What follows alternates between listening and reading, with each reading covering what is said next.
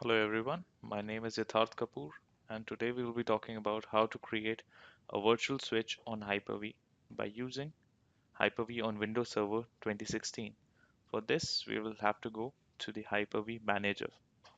As soon as we open the Hyper-V Manager, we see that there are two VMs. In this case, both are in the off state right now and both of them are not connected to any networks right now. Okay.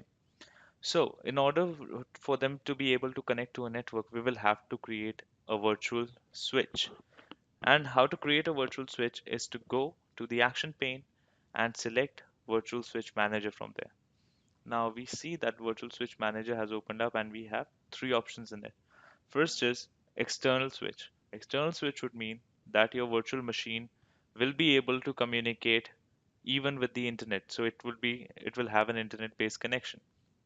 If you select and if you have an internal switch, that means your VM will be able to connect to other VMs and to your host.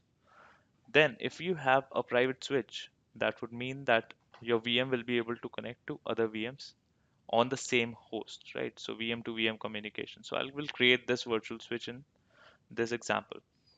So while creating virtual switch, it is often recommended to name it, to rename it to something. So we will rename it to private switch in this case. Okay. Then, uh, if we move forward from here, we have created the virtual switch. So apply the settings and click on OK. So right now you can see a private switch has been created here. So how to connect the switch to the virtual machines, or basically how to connect our virtual machines to the switch, right?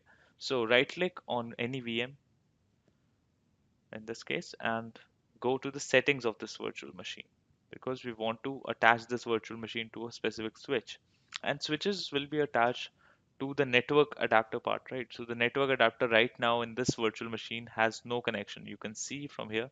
I'll just click.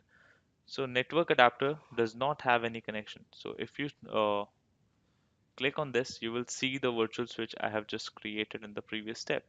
So not connected it shows. So we'll just click on it and it will show us the private switch. So we can select this private switch and our VM will be able to communicate with all the other VMs that are connected to this switch. So thank you very much for tuning in. Please do subscribe the channel.